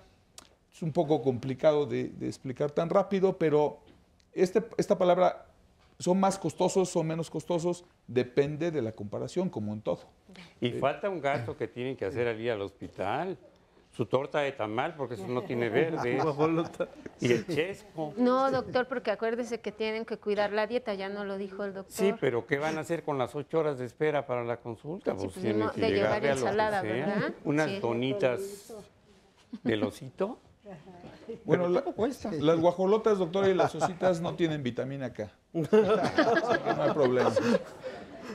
Sí, un punto muy importante tal vez para los tomadores de decisiones en nuestro sistema de salud nacional, si se le puede llamar así, que no estaría yo muy seguro, es diferenciar lo que se está diciendo, lo que es el costo contable y que es con el que el jefe de compras de cualquier clínica se va, o el costo económico, el costo de oportunidad, que es muy alto para los inhibidores clásicos de la vitamina K. Otro punto muy importante que quisiera mencionar, hay una serie de grandes estudios internacionales, multicéntricos, con mucha metodología científica. Por poner el ejemplo, uno de ellos o dos, el famoso Einstein, que se publicó en una revista que a los médicos nos impacta mucho, que es el New England Journal of Medicine. Ahí entraron investigadores top de élite mundial, centros médicos de alta referencia, casi todos son los Estados Unidos, algunos pocos por ahí en Europa, o sea, la crema de la medicina. Protocolo de investigación publicado en el journal más acreditado. Solamente el 30% de los pacientes que llegaron a ese protocolo de investigación estaban correctamente anticoagulados por gente muy experta, y el otro 70 o tenían de más y entonces tienen riesgo de sangrado, o tenían de menos y tienen riesgo de trombosis. Y este es un problema muy importante. En los grandes centros médicos hay, por lo tanto, clínicas de anticoagulación que le consumen un recurso tremendo a los servicios de mato, a las instituciones, para mantener a esa población más o menos en rangos útiles. Y esto es el gran beneficio, uno de los grandes beneficios de los nuevos anticoagulantes orales, que Roberto acaba de mencionar, los 3 nombres que ya tenemos en México, ¿no? Entonces, este es un avance muy, muy importante, y ojalá hicieran eco en nuestras instituciones pronto para tener esos costos económicos y ver la ventaja de adoptar esto y seguir con el resto del mundo y no quedarnos acá atrásito, ¿no? Como en tantas cosas. Nada más rapidísimo, doctor. ¿Los primeros medicamentos están en el cuadro básico? Sí, claro. Sí. Aceno, cumarina y warfarina están en el cuadro básico porque son muy baratos. Y haciendo referencia otra vez a lo de la aspirina, esta medicina que a veces hacemos por los costos, darle aspirina a un paciente que tiene... Miren, esto es muy simple. La aspirina es el medicamento con el costo-beneficio más alto de la historia de la humanidad. Ha prevenido más muertes que cualquier medicamento. Pero, ¿a dónde se usa? En la arteria. Por ejemplo, usted que tuvo un infarto agudo de miocardio toma ácido acetilsalicílico y está perfecto, porque protege perfectamente bien. Pero del lado de la vena no sirve. Ahí no sirve. Igual que no sirve otra vacilada que se llama pentoxifilina, que se da muchísimo, que no sirve para nada, excepto para crear unas gastritis escalofriantes y unas cefaleas brutales, y que no sirve para nada. Pero ¿por qué se da en lugar de darle al paciente que requiere anticoagularlo bien? Por varias razones. Una de ellas es el costo. La aspirina es extraordinariamente barata.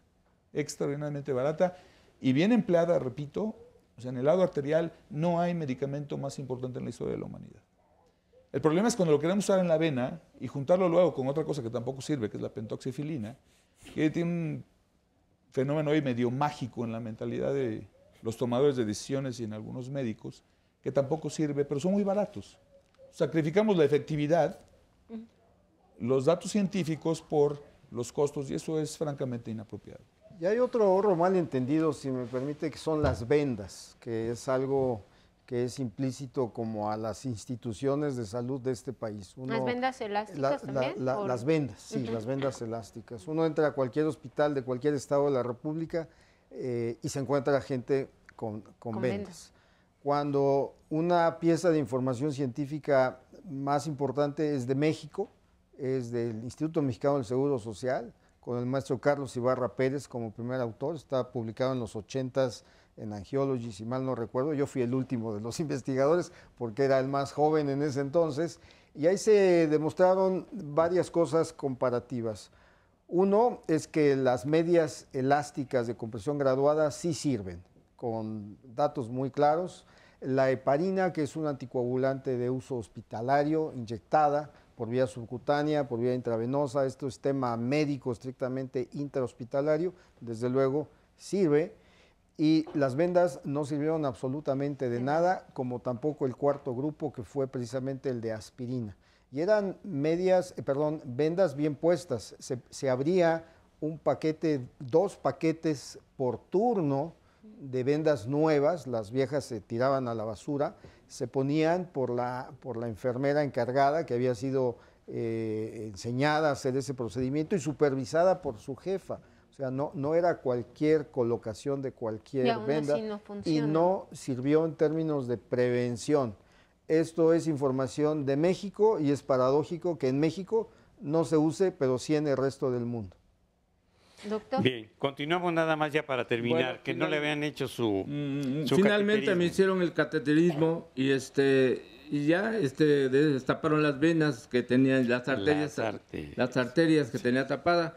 Y la duda que tengo es que si tomo el clopidogrel y tomo el ácido acetilsalicílico no es lo mismo, o la aspirina con el clopidogrel no es lo mismo. No. ¿Es muy diferente? A ver. No, los dos son antiagregantes plaquetarios, pero desde hace prácticamente una década, han salido estudios multicéntricos, significa que tienen muchos hospitales, y la conclusión es que un paciente como es usted, que ya sufrió un infarto, tiene mucho mayor protección con un doble antiagregante plaquetario, el cual está tomando, que es clopidogrel con ácido acetilsalicílico, que si solamente tomara uno. La mayoría de las personas, claro, no tienen esa información y dicen, no, es que el doctor, y yo lo estoy comprando, me está dando una aspirina más cara, que es el clopidogrel, aunque ya sea genérica. Me está costando más, ¿por qué no me tomo nada más la aspirina y listo? No. La conclusión de estos estudios, que le puedo decir que se llama CAPRI, es que, y ya tiene mucho tiempo, es que a un paciente de sus características le va mejor con un doble antiagregante plaquetario que con uno solo, junto con otros medicamentos de los cuales usted está tomando, que son el grupo de las estatinas, etc. Pero este es el ejemplo claro de un paciente que tiene una trombosis, porque finalmente fue tapada la arteria coronaria por una placa de ateroma con coágulo, con un trombo. Esa es una trombosis arterial y que no debe de ser tratada con un anticoagulante, al tema que nos ocupa hoy de enfermedad tromboembólica venosa, que sí debe de ser tratada con un anticoagulante. Como pueden ver, hay unas diferencias importantes. Bien, vamos a hablar. Ya, Perdón, muchas gracias. No, porque si no, no. Perdón, sí. Ya, vamos a hablar con la señora porque ella tiene una cierta confusión. Nos decía que su mamá tuvo un coágulo en el estómago. Yo le dije y le sugerí que era muy improbable que eso pasara, pero que podía tener, por ejemplo, una trombosis mesentérica. ¿Qué fue lo que le pasó a su mamá? Yo ingresé a mi mami el día 29 de diciembre a urgencias del IMSS y me dijeron que tenía una simple vía, enfermedad de infección vías urinarias. Me la dan de alta y a los 2 días mi mami fallece, me dan de diagnóstico que había sido un trombo que se había detenido en el estómago. ¿Le parece si regresando del corte nos sigue platicando? Vamos a un corte y regresamos. Sí.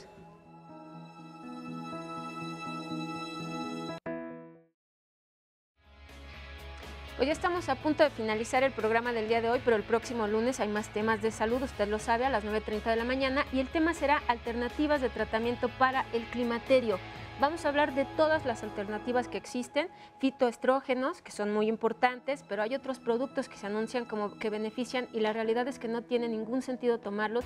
Está la terapia de reemplazo hormonal, que tenemos un comentario aquí de María Teresa, y ella nos dice que tuvo una trombosis a nivel de la rodilla hace 20 años cuando su hijo nació, fue tratada con anticoagulantes y antiagregantes plaquetarios y finalmente fue operada. Ahora ya está en la etapa del climaterio y nos dice que si recibir la terapia de reemplazo hormonal puede ser un riesgo para ella. Doctor, le damos respuesta y usted no se pierda el programa el próximo lunes, de todo esto vamos a hablar. Bueno, la respuesta es sí, por supuesto que puede ser un riesgo porque ella ya tuvo un antecedente de trombosis. Si ella accede al tratamiento hormonal, está en un riesgo importante en desarrollar nuevamente trombosis. Bueno, pues ahí está la respuesta, María Teresa. No te pierdas el programa del próximo lunes tú y todas las personas que estén sintonizando Canal 11. Ahora vamos a ver el resumen final del programa del día de hoy. Ahorita no se olvide que todavía no nos dicen del Ahorita regresando, doctor, vamos con ella. Gracias. Los factores de riesgo para las trombosis arteriales: colesterol alto, colesterol bueno bajo, los triglicéridos altos, fumar, no hacer ejercicio, tener obesidad. ¿Lo que son los factores de riesgo para la enfermedad tromboembólica venosa? 1, la edad, y 2, la inmovilización por cualquier razón. El implante subdérmico o bien el parche anticonceptivo producen trombosis en los 4 primeros meses de uso. Se ha avanzado en la anticoncepción, pero en términos del efecto protrombótico no hemos avanzado nada. No toda mujer que utilice anticonceptivos va a tener riesgo de tener una trombosis. Toda la muerte que pueda haber por accidentes automovilísticos, todos los muertos por cáncer de mama, todos los cánceres de próstata que llevan al individuo a la muerte, todas las muertes por SIDA. La enfermedad tromboembólica venosa, ella sola, mata más gente en un año que la mortalidad combinada de estas 4 entidades que acabo de mencionar. La trombosis no respeta edad. Cada vez vemos gente más joven, con padecimientos que antes se consideran del viejo. Una paciente que tiene varices, lo primero que tiene que hacer es un ultrasonido, un Doppler duplex para determinar la causa. La aspirina es un excelente antiagregante plaquetario, no es un anticoagulante, no funciona ni para la insuficiencia venosa, hablando, y no funciona para prevenir trombosis venosas. A ver, entonces... Sí, según yo lo que explicaron ustedes ahorita como doctores, me quedó muy claro que hay trombos que se van al cerebro, al pulmón y al corazón. En ningún momento escuché que se detuvieran en el estómago, que fue el diagnóstico que me dieron como fallecimiento de mi madre después de que 2 días antes me habían dicho que había sido infección en vías urinarias. Entonces eso es lo que yo quisiera que usted me aclarara, si pudo haber sido que un trombo se detuviera y le causó la hemorragia que no pudieron detener y por eso mi mamá falleció. Pues un pésimo diagnóstico que lo deben haber hecho en urgencias y usted se quedó tranquila, no. Dijo, está bien, ya se murió. No, de hecho me dieron la hoja con la que había yo ingresado a mi mamá por la parte de atrás para que yo la firmara. Y yo, por supuesto, que le dije a la doctora que yo no podía firmar algo, que yo no estaba leyendo la parte delantera y ella me dijo que eran términos médicos que yo no entendía. Entonces, no fue un rotundo y no, aún así se quedaron con la hoja sin mi firma. ¿Y hubo alguna denuncia para...? No, porque con la que había ingresado mi mamita, a mi papá, de mala forma se la quitaron en trabajo social con engaños, le quitaron y entonces ya no tuvimos con que la hoja de ingreso del día 29 que había estado ahí mi mamita y la dieron de alta con ese diagnóstico, entonces ya no pudimos hacer absolutamente nada. Pues sí se puede, pero bueno. Como hubiera sido necesario, porque los médicos en México tenemos que asumir una responsabilidad y gracias a que la bioética está siendo ya una materia indispensable en la enseñanza de la medicina, pues ahora se pueden sugerir muchas cosas tanto a los pacientes como a los médicos para evitar precisamente estas malas prácticas médicas que en algún momento se llamaron también negligencia. El documento con el que me quedé fue los estudios de laboratorio que le hicieron el día que supuestamente le habían dado ese mal diagnóstico de infección en vías urinarias. Ese sí tengo el estudio. Bueno, pues aquí tenemos un caso donde evidentemente la falta de información o de preparación de algunos jóvenes médicos, me imagino que fueron jóvenes los que atendieron, la falta de experiencia puede llevar a una equivocación tan severa que pues pasar por negligencia médica. Muy bien, vamos a continuar con preguntas mientras yo me puedo pasar para allá. Claro que sí. Gaby, ¿se puede pasar el doctor? Ahorita, doctor, vamos con un segundito, vamos con llamadas. Sí. Bueno, y para englobar, dice, si nos quieren hablar de síntomas, ¿hay síntomas? Sí. Esa es una pregunta fantástica. El grave problema de la mala percepción mundial de la enfermedad tromboembólica venosa, y esto es un punto muy importante, con permiso, es que 70% de los casos de trombosis venosas no dan síntomas. ¿Sí? Y esto hace que entre las autoridades, entre los gobiernos, entre los médicos, entre el público, sea muy difícil hacer el diagnóstico. Si alguien ahorita aquí en el auditorio le da un dolor en el pecho, le irradia la mandíbula, se le corre al brazo, la mayor parte va a saber que es un infarto.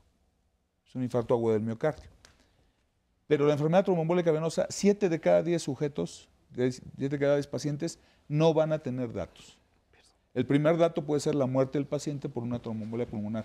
Y eso es un punto muy importante porque la Organización Mundial de la Salud dice, bueno, si nos está costando tantas vidas, lo que tenemos que hacer es evaluar el riesgo del paciente y dar prevención para que no le pase entonces.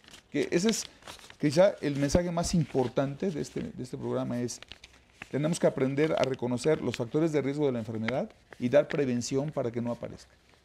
Sí. Hablando de prevención, doctor. Bueno, sí, de prevención es importante identificar a los pacientes que tienen riesgo e inmediatamente atacarlos en el sentido de diagnosticarlos, identificarlos y tratarlos adecuadamente. Estoy completamente de acuerdo con lo que dijo el doctor Magluf, es decir, una trombosis venosa profunda no se puede diagnosticar solamente viendo al paciente. No todas las trombosis venosas son del libro, lo que aprendimos nosotros, es decir, el enrojecimiento, el edema tan importante, aunque para fines prácticos y la gente que nos está viendo y escuchando, sí tendrían que tener un poco de conciencia si un paciente ya amanece con la pierna hinchada, ya sea con la pantorrilla o el muslo hinchado, que esté duro, en términos médicos eso se llama tumefacción, que le cueste trabajo caminar, que la sienta como si tuviera una pierna de palo, pues eso le puede alertar inmediatamente a no pasarlo por alto y tomarse una aspirina, eso no lo deben de hacer, o que la comadre, no. Ir con el médico a que la revise, a que le hagan una prueba, en el caso de la trombosis venosa profunda, una prueba que es un ultrasonido, que es barato, sencillo de hacer y sin dolor en consultorio con un profesional adecuado. Y si hay alguna duda, una toma de sangre que se llama dímero D, que prácticamente más adelante va a cambiar a lo que se llama P-selectina o probablemente se van a unir, pero esas son las piedras, digamos, angulares. Vuelvo a repetir. No se puede hacer diagnóstico nada más de ver, pero sí se puede alertar a esa población. Y pues me supongo que el doctor José Elizalde hablará de algunos síntomas de embolismo pulmonar. Y si nos menciona algunos ejercicios, doctor, que también pueden funcionar como prevención. ¿Cómo no? Bueno, hablando de los síntomas cuando estos existen, el más común desde luego es falta de aire, algo que en medicina le llamamos disnea. Esta falta de aire en un 46% cuando está presente se establece en segundos, es súbita y es una perla para el clínico que está recogiendo los datos, la historia clínica. Un 30 y pico % se establece a lo largo de minutos Otro síntoma muy frecuente, cerca de la mitad, pero abajo del 50%, es dolor en el tórax. En medicina le llamamos de origen pleural o de tipo pleural, porque la gente como que inspira y se le corta la inspiración porque duele mucho. Si uno pregunta, ¿qué tanto? 8 o 9 de 10. O sea, es un dolor intenso, inspiratorio, que corta la respiración.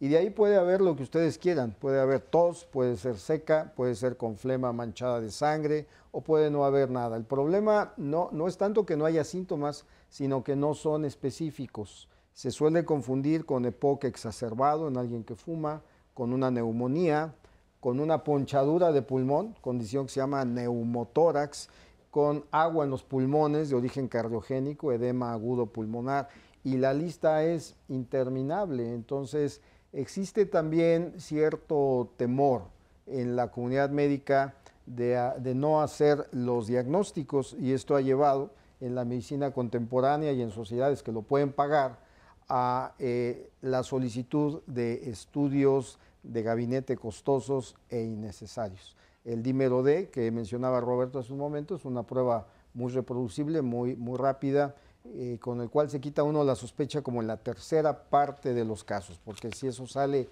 normal, uno puede estar seguro de que no hay que buscarle por ahí, es otro el diagnóstico, y la equivocación ocurre en menos del 1% en estas circunstancias a los 3 meses.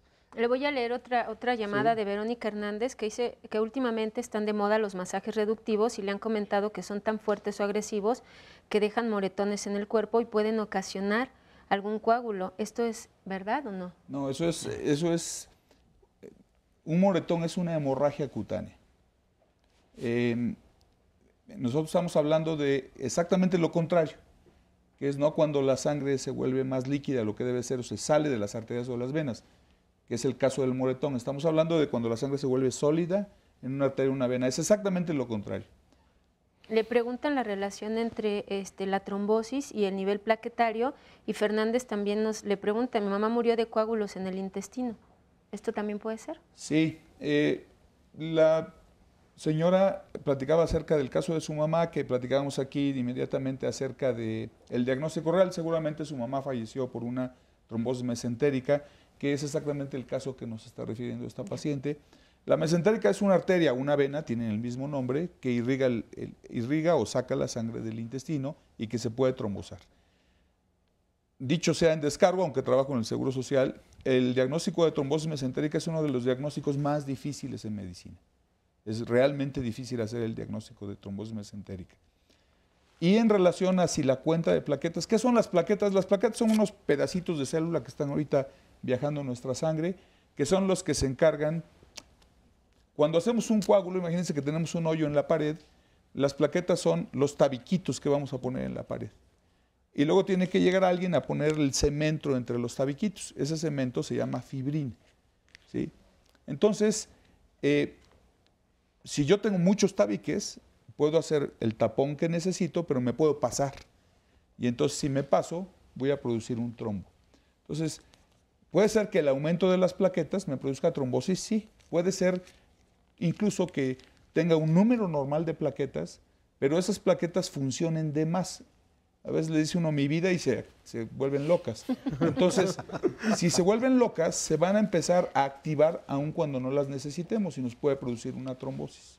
Yo voy a hacer una pregunta, porque aunque no necesariamente se pudiese ver por algunos como una medida preventiva, en los casos de insuficiencia venosa crónica de las extremidades inferiores, lo comentaba yo al principio por alguna situación personal y familiar, ¿qué tan frecuentemente se sigue practicando una safenoexéresis como un método quirúrgico pero preventivo para evitar una trombosis pulmonar? La única indicación, safenoexéresis es cuando le retiran la safena, que es una vena superficial, se llama safenectomía. La única indicación para realizar una safenectomía, no una láser ni radiofrecuencia, safenoexéresis, como bien lo dice, es cuando a un paciente tiene una tromboflebitis, es decir, un coágulo en el sistema superficial, en la safena, y que está a 10 centímetros de la unión con la femoral. Esa es la única indicación. Las tromboflebitis o las que actualmente se denominan trombosis venosas superficiales por debajo de rodilla no deben de ser tratadas quirúrgicamente, deben ser tratadas con antiinflamatorios, con incluso la ayuda de algo de heparina de bajo peso molecular, etcétera, y con compresión. La única, vuelvo a repetir para ser enfático, es si está el trombo a menos de 10 centímetros de la unión con la femoral, entonces sí cabe la posibilidad de hacer una incisión y retirar la safena antes de que ese trombo vaya a la femoral y pueda producir un embolismo pulmonar. Voy a decir probablemente algo que va a parecer exagerado, pero verdaderamente parecía una semicarnicería quirúrgica, algo que se llamaba denudación de miembro pélvico. Es decir, había que quitar incluso conexiones venosas pequeñas, y era una operación interminable. Todo eso ya no se practica. La realidad es que rápidamente en el área de cirugía vascular se ha avanzado enormemente. Probablemente la cirugía vascular que se practicaba hace no mucho tiempo, hace 15 años, prácticamente, sin ser dramático, ha desaparecido. La mayoría de las cirugías, yo le podría decir 80%, tanto venosas y arteriales, se realizan con mínima invasión, con una punción nada más. Muchas gracias. ¿Más llamadas, doctor? Más llamadas, por favor, y conclusión para que nuestros especialistas puedan dejar a nuestro público satisfecho con la información que se está dando. Dice Eduardo Ríos Cadena que hace 12 años sufrió una trombosis en la pierna izquierda y le dieron anticoagulante y reposo de 7 días, pero el día martes presentó los mismos síntomas. Fue a la clínica 76, que se trataba de una trombosis, pero le diagnosticaron, nada más le dieron le diagnosticaron infección, le mandaron penicilina inyectada, pero no le dieron tratamiento completo. Él quiere escuchar su opinión, dice que porque no tienen anticoagulantes, que solo le dieron penicilina. Eso lo dudo mucho. Seguramente no había anticoagulante en urgencias, es factible, pero inmediatamente debió haberse canalizado y estoy seguro que así lo hicieron a que se le atendiera, no en urgencias. Ahora, por supuesto que si ya tiene, esto es muy importante, si un paciente ya tuvo una trombosis, tiene quizá hasta 600% de riesgo de volver a repetir un evento. Entonces, no importa el tiempo que haya pasado. Entonces, esto es muy importante porque ante la menor sintomatología hay que acudir a recibir atención. Y aquí lo importante es que si realmente le hicieron el diagnóstico de trombosis, porque a lo mejor no tenía trombosis, quizá por eso no le dieron anticoagulante. Es un poco difícil a veces opinar de un colega en una situación específica. Rápidamente, doctor, ya nos vamos a ir y el doctor le va a pedir conclusiones, pero ¿toda cirugía tiene riesgo de una trombosis? Toda cirugía que inmovilice, sobre todo los miembros inferiores, tiene riesgo de trombosis. Doctor, ¿quiere comentar Sí, por supuesto, nada más decirle a su auditorio que es importante que estén alertas, que tengan en cuenta que existe algo denominado trombosis, que ya les expliqué, les explicamos absolutamente todos, que mata a más pacientes que otras enfermedades y que debemos de estar protegidos. Nos vamos. Muchísimas gracias a todos. Por favor, discúlpenos la brevedad del programa, pero nos vamos. Muchas gracias, doctores. Encantado. Gracias. Pero este paciente